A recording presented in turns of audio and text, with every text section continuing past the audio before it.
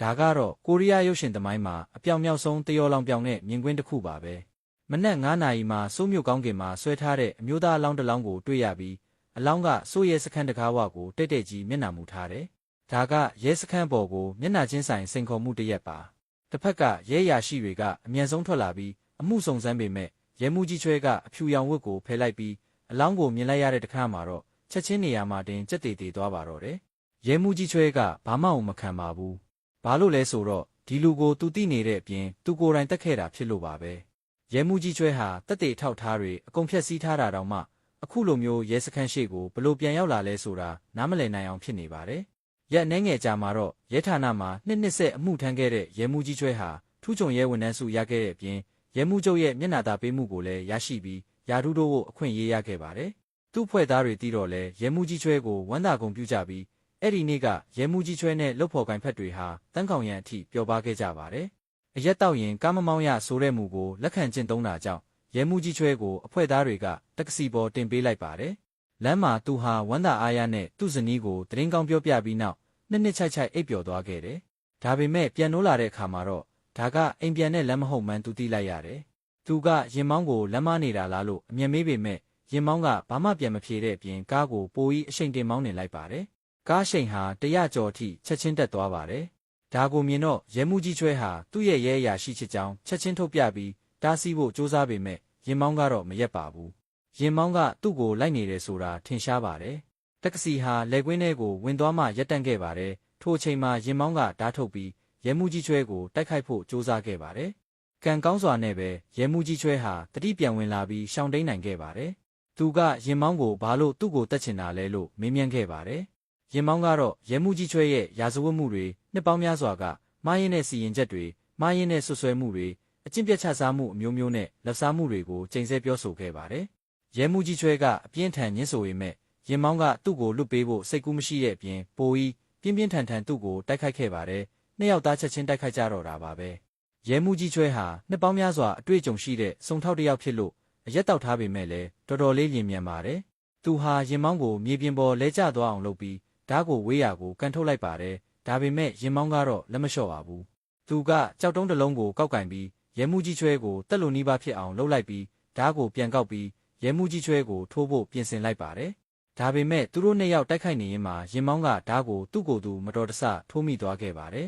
ရင်မောင်းဟာနေရာမှာတင်တေဆုံးသွားခဲ့ပါတယ်ဒီမြင်ကွင်းကိုကြည့်နေရတဲ့ရဲမှုကြီးချွဲဟာလုံးဝထုံသွားပြီးဖုံးထုတ်ပြီးကိုအနံ့ဖို့ပြင်ဆင်လိုက်ပါတယ်ဒါပေမဲ့အဲ့ဒီအချိန်မှာပဲရဲမှုချုပ်ရဲ့ဖုံးဝင်လာခဲ့တယ်တစ်ဖက်ကရဲမှုချုပ်ကရဲမှုကြီးချွဲကိုနောက်နေ့မှာခေါင်းဆောင်တွေနဲ့တွေ့ဆုံပွဲတစ်ခုကိုအထူးစီစဉ်ပေးထားကြောင်းရဲမှုကြီးချွဲကိုကောင်းကောင်းလှုပ်ဆောင်ဖို့ပြောကြားခဲ့ပြီးအနာဂတ်မှာရဲမှုချုပ်နေရာဟာသူ့အတွက်ပဲဖြစ်လိမ့်မယ်လို့ပြောခဲ့ပါတယ်ဒီဖုံးပြောပြီးနောက်မှာသူ့စိတ်ထဲမှာမကောင်းတဲ့အတွေးတစ်ခုပေါ်လာခဲ့တယ်ဒါနဲ့သူကရဲအမှုလိုက်ခဲ့တဲ့ဆယ်စုနှစ်ပေါင်းများစွာအတွေ့အကြုံကိုအခြေခံပြီးတက်တေထောက်ထားတွေကိုဖျက်ဆီးဖို့ဆုံးဖြတ်ချက်ချခဲ့ပါတယ်သူကကားထဲကတိတ်တွေကိုထုတ်ပြီးဓာတ်လက်ကင်ကလက်ပွေရာတွေကိုတုပ်လိုက်ပြီးကားထဲပြန်ဝင်ကကြံရှိနေနိုင်တဲ့တက်တေထောက်ထားတွေကိုတေချာဂယုတစိုက်တုတ်တင်ခဲ့ပါတယ်အားလုံးပြီးစီးသွားတဲ့အခါပတ်ဝန်းကျင်မှာဘယ်သူမှမရှိတာကိုမြင်တော့အလောင်းကိုတောအုပ်ထဲမှာပစ်ထားခဲ့ပါတယ်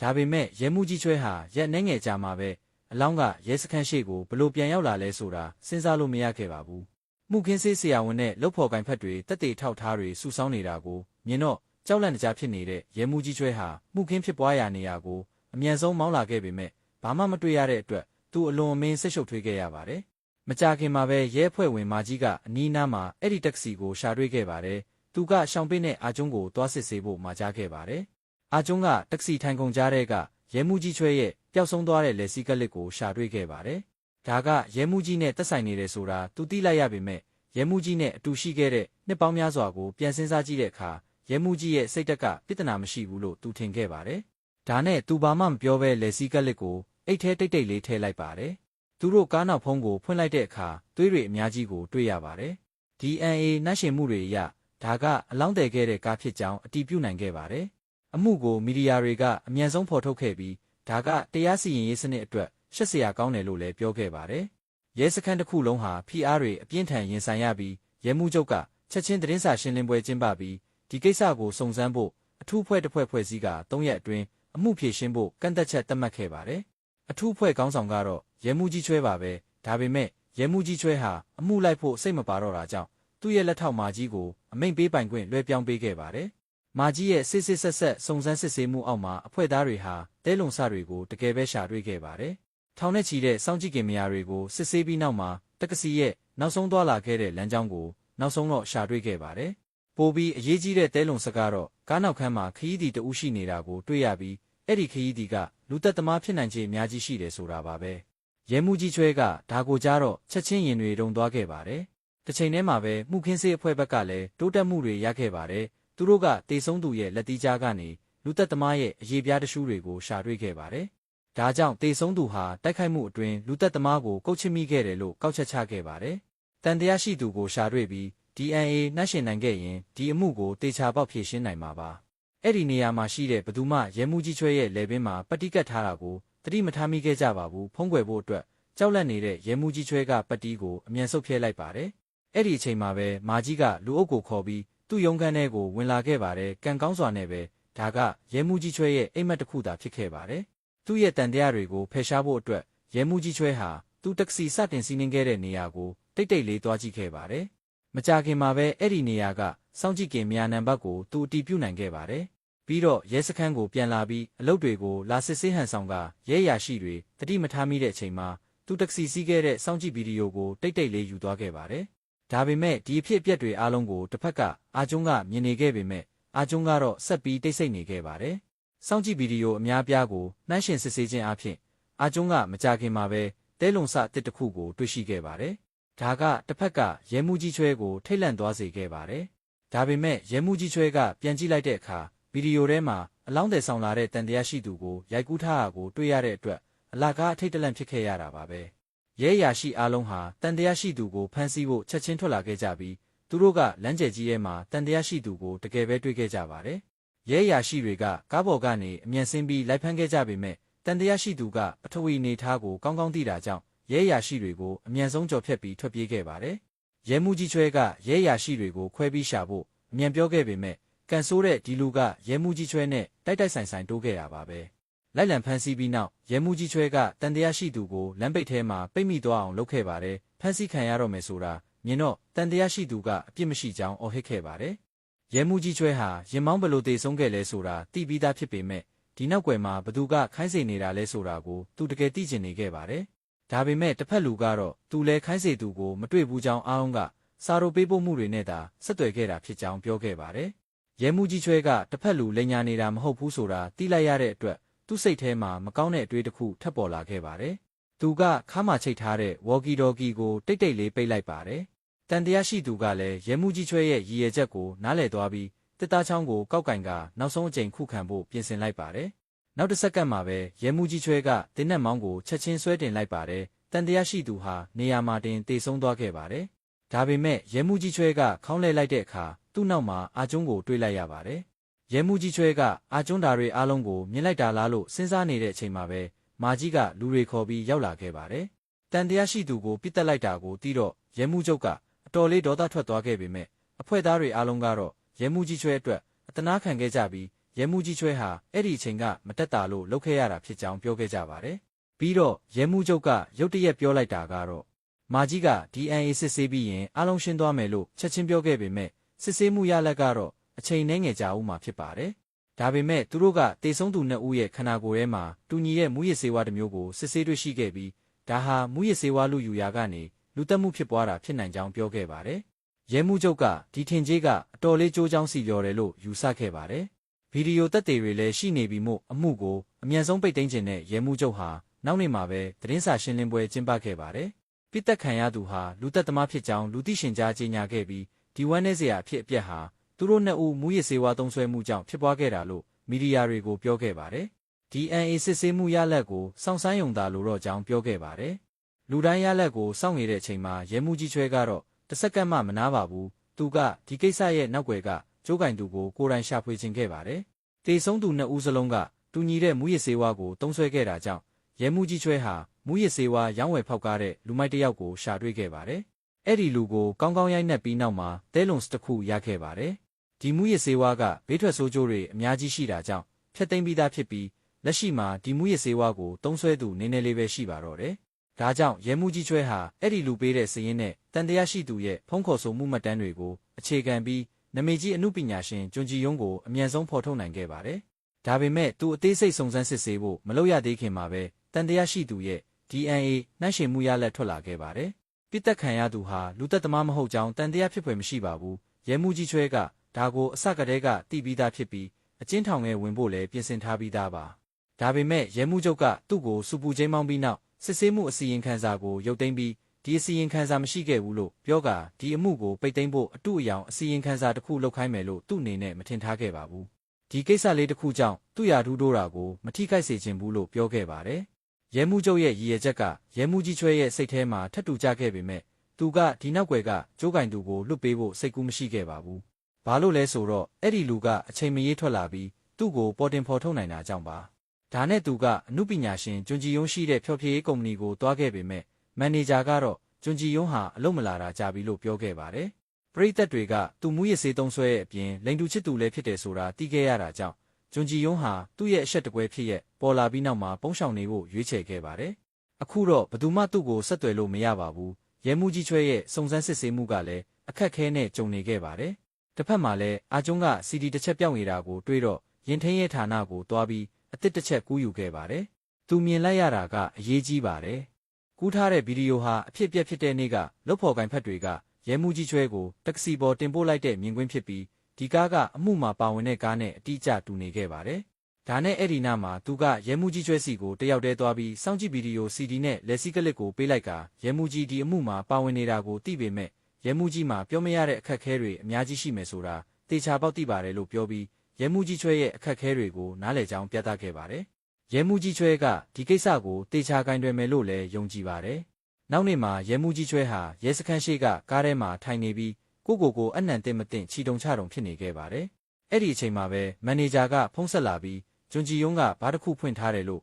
့ကြားသိရကြောင်းရဲမှုကြီးချွဲအဲ့ဒီကိုတွားကြည့်နိုင်ကြောင်းအကြံပြုခဲ့ပါတယ်။လိပ်စာအတိုင်းရဲမှုကြီးချွဲကဘားကိုရှာတွေ့ခဲ့ပေမဲ့ထူးဆန်းစွာပဲဘားထဲမှာလူတစ်ယောက်မှမရှိပါဘူး။ဒါပေမဲ့နေရန်ပေါ်ကတပ်ပုံတွေကတော့ဘားပိုင်ရှင်ဟာကျွန်းကြီးယုံဖြစ်ရမယ်ဆိုတာကိုအတည်ပြုနိုင်ခဲ့ပါတယ်။စားပွဲပေါ်ကရက်ဆွဲတဲ့နေရာတွေကိုမှတ်သားထားတဲ့ပြက်ခတ်တိန်တစ်ခုကရဲမှုကြီးချွဲရဲ့အာယုံကိုဖန်ဆားခဲ့ပါတယ်။ဘာလို့လဲဆိုတော့အဲ့ဒီရက်ဆွဲတွေတဲကတစ်ခုဟာသူ့ရင်မောင်းကိုမတော်တဆတက်မိတဲ့နေ့ဖြစ်နေခဲ့လို့ပါပဲ။ရဲမှုကြီးချွဲကချက်ချင်းရဲစခန်းကမာကြီးကိုဖုံးဆက်ပြီးဒီရက်ဆွဲတွေမှာထူးခြားတာတစ်ခုခုရှိမရှိစုံစမ်းခိုင်းခဲ့ပါတယ်။ဒီစုံစမ်းမှုကနေတကယ်ပဲအကျိုးဖြစ်ထွန်းခဲ့ပါတယ်။ပြက်ခတ်တိန်မှာမှတ်သားထားတဲ့ရက်ဆွဲတဲ့နေရာတွေဟာလူတက်မှုတွေဖြစ်ပွားခဲ့တဲ့နေရာတွေဖြစ်ပြီးတေဆုံးသူတွေကရဲရရှိတွေဖြစ်နေခဲ့ပါတယ်။ရဲမှုကြီးချွဲပို့ပြီးမယုံနိုင်တာကတော့ဒီရဲရရှိတွေဟာသူ့ရဲ့အဖွဲ့သားဟောင်းတွေဖြစ်နေခဲ့ရပါပဲ။ဒါကရဲမှုကြီးချွဲကိုလွန်ခဲ့တဲ့9နှစ်ကသူတို့အားလုံးပါဝင်ခဲ့တဲ့လူတက်မှုတစ်ခုကိုပြန်တရိရစေခဲ့ပါတယ်။အဲ့ဒီနှစ်မှာမတန်ဆွမ်းမျိုးသားတဦးကအဲ့ဒီ12ဦးကိုအစိတ်ခတ်တက်ခဲ့ပါတယ်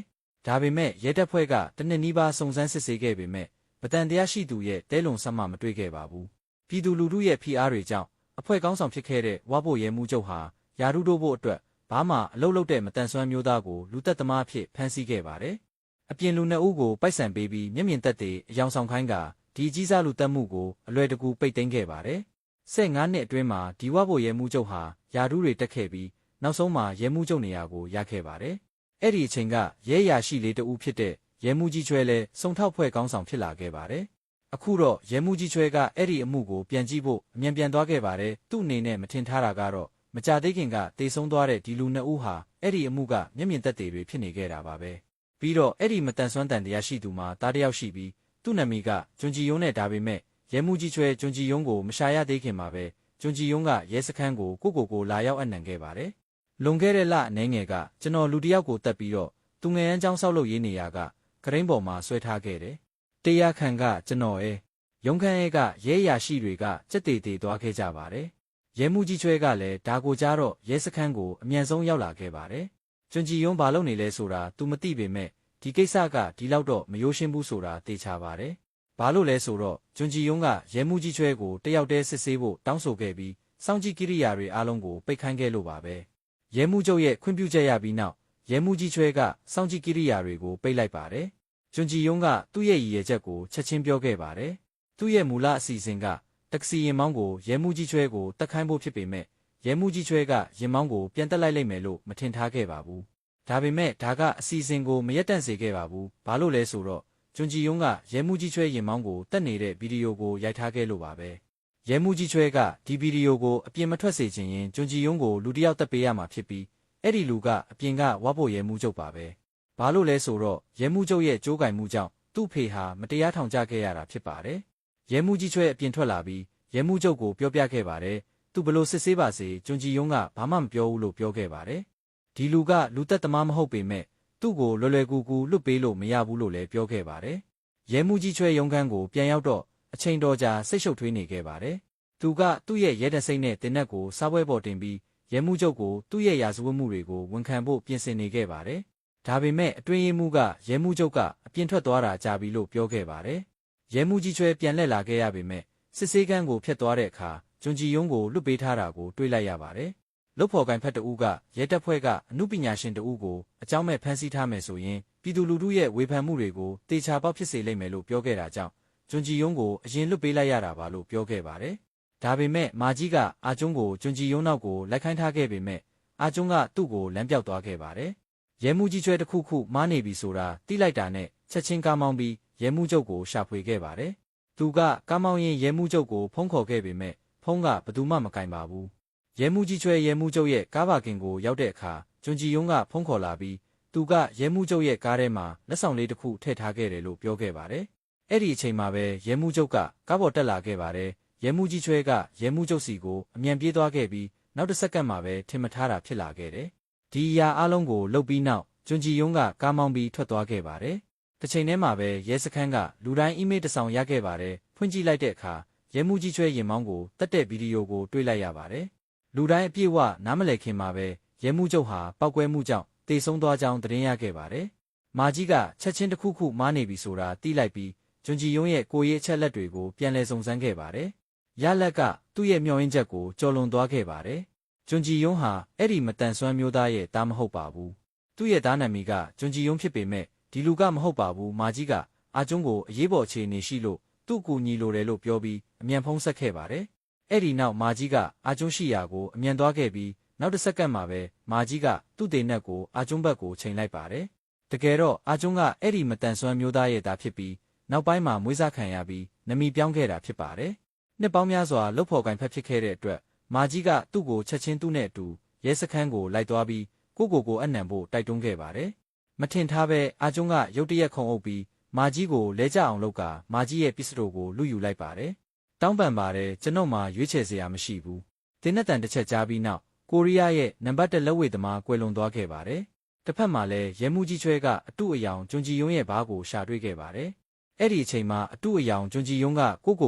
ပျော်ရွှင်စရာရေးတစ်ခွက်ထိုးထည့်ထားခဲ့ပါတယ်။ရဲမှုကြီးချွဲရဲ့တင်းနဲ့ကိုရင်ဆိုင်တဲ့အခါမှာကြောက်ရွံ့မှုအနှဲငယ်မျှမပြပဲအရာအလုံးကိုဂုဏ်ယူစွာဝန်ခံခဲ့ပါတယ်။သူကကျွန်းကြီးယုံမဟုတ်ကြောင်းတကယ်ကျွန်းကြီးယုံကတော့အာကျွန်းဖြစ်ကြောင်းသူ့ရဲ့ကလေးဘဝကတည်းကချစ်သူနဲ့ရဲမှုကြီးချွဲရဲ့အချစ်ဆုံးတစ်ပိတ်ဖြစ်ကြောင်းပြောခဲ့ပါတယ်။ဒါကိုပြောပြီးနောက်ဒီလူဟာထိုးဆေးကြောင့်တေဆုံးသွားခဲ့ပါတယ်။အဲ့ဒီအချိန်မှာပဲရဲမှုကြီးချွဲကအာကျွန်းစီကဖုံးဝင်လာခဲ့ပါတယ်။တစ်ဖက်ကသူ့သားရဲ့အတန်ကိုကြားခဲ့ရပြီးသူကအာကျွန်းအကိုနဲ့ပန်းချံမှာစော့နေတယ်လို့ပြောခဲ့ပါတယ်။ပြီးတော့အာကျွန်းကရဲမှုကြီးချွဲကိုအခုပန်းချံကိုလာဖို့ပြောခဲ့ပြီးသူ့နဲ့အရေးကြီးတဲ့ကိစ္စလေးတစ်ခုဆွေးနွေးစရာရှိတယ်လို့ပြောခဲ့ပါတယ်။ပေါ်တင်ချင်းချောက်မှုကိုရင်ဆိုင်ရတဲ့အခါရဲမှုကြီးချွဲမှာရွေးချယ်စရာမရှိခဲ့ပါဘူး။သူပန်းချံကိုရောက်တဲ့အခါအာကျွန်းကမိုးကြီးရဲမှာအချိန်တော်ကြာစောင့်နေတာကိုတွေ့လိုက်ရပြီးသူ့သားကအဝေးကကားထဲမှာထိုင်နေခဲ့ပါတယ်။ရဲမှုကြီးချွဲနားလည်ခဲ့ပါတယ်။အာကျွန်းအတွက်အဲ့ဒီနှစ်ကမုန်းတီးမှုတွေကိုဘယ်တော့မှလွတ်မချနိုင်ပါဘူး။ရဲမှုကြီးချွဲကတရားခံအစ်စ်ကိုအပြစ်ပေးပြီးသူ့ဖေရဲ့အပြစ်ကင်းစင်မှုကိုပြန်လည်ရရှိအောင်လုပ်ပေးမယ်လို့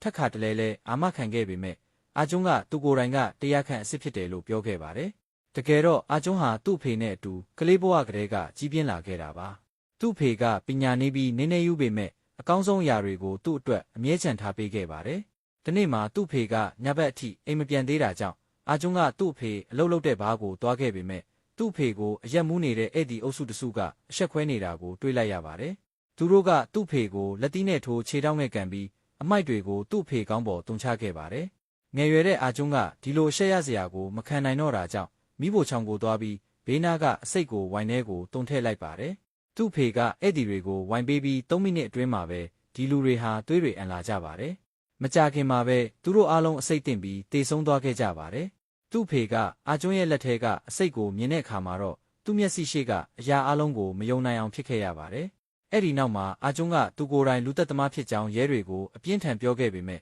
ဒီလူတွေကဘာသက်သေထောက်ထားမှမရှိဘဲသူ့ဖေကိုအပြစ်တင်ခဲ့ကြပြီးလမ်းသွားလမ်းလာနှစ်ဦးကိုပါသက်သေအတူလုပ်ဖို့ခေါ်လာခဲ့ပါတယ်။နောက်ဆုံးမှာတော့သူ့ဖေကိုတေတံချမှတ်ခဲ့ပါတယ်။9 နှစ်သားအရွယ်အာကျွန်းဟာမိုးထဲမှာရက်နေပြီးသူ့မျက်လုံးတွေထဲမှာနာကျင်မှုနဲ့မုန်းတီးမှုတွေပြည့်နှက်နေခဲ့ပါတယ်။အချိန်ကိုပြစ္ဆုတ်ပံကိုပြန်ရောက်လာတဲ့အခါမှာတော့တူညီတဲ့မိုးကြီးတူညီတဲ့လူနှစ်ဦးရဲမှုကြီးချွဲကအခုတော့နောက်ဆုတ်เสียမရှိတော့ပါဘူး။သူ့လုပ်ဖော်ကိုင်ဖက်တွေကလည်းရဲမှုကြီးချွဲကိုလူသက်သမားဖြစ်သတ်မှတ်ပြီးသားဖြစ်ပါတယ်။ရဲမှုကြီးချွဲကလည်းသူ့ကိုဖမ်းဆီးတော့မှဖြစ်ကြောင်းသိနေခဲ့ပါတယ်။အာကျွန်းကရဲမှုကြီးချွဲအနေနဲ့အခုပဲသူ့ကိုတက်ပြီးလက်စားချေဖို့ဒါကတရားခန့်အစ်စ်ကိုအပြစ်ပေးမယ်ဆိုတဲ့ကတိကိုတီတာနဲ့အတူတူပဲဖြစ်ကြောင်းအကြံပြုခဲ့ပါတယ်။ဘာလို့လဲဆိုတော့သူကသူ့ဖေအတွက်လက်စားချေပြီးသားဖြစ်လို့ဆက်ပြီးအသက်ရှင်နေစရာအကြောင်းမရှိတော့ပါဘူး။ကံကောင်းစွာနဲ့ပဲရဲမှုကြီးချွဲကစိတ်အေးအေးထားပြီးကောင်းကင်ကိုတင်းနဲ့6ချက်ဆက်တိုက်ပစ်ကာကြီးစံတွေကုံသွားခဲ့ပါတယ်။သူ့လုပ်ဖော်ကိုင်ဖက်တွေကသူ့ကိုဖမ်းဆီးတဲ့မြင်ကွင်းကိုမိုးထဲမှာရက်နေတဲ့သူ့သားကအကုန်မြင်နေခဲ့ပါတယ်။လွန်ခဲ့တဲ့နှစ်တွေကမိုးထဲမှာရက်နေတဲ့ကျွန်းကြီးရုံးလိုမျိုးပါပဲ။တစ်ဖက်ကအာကျွန်းကတော့ဒီမြင်ကွင်းကိုမြင်ပြီးနောက်ပြုံးပြီးပစ္စတိုကိုမြောက်လိုက်ပါတယ်။လူတွေကအမှန်တရားကိုလိန်ညာမှုတွေနဲ့ဖုံးကွယ်ဖို့အမြဲစူးစမ်းကြပေမဲ့လိန်ညာမှုတစ်ခုကပိုကြီးမားတဲ့လိန်ညာမှုတစ်ခုကိုဖုံးကွယ်ဖို့လိုအပ်တယ်ဆိုတာကိုတော့မသိကြပါဘူး။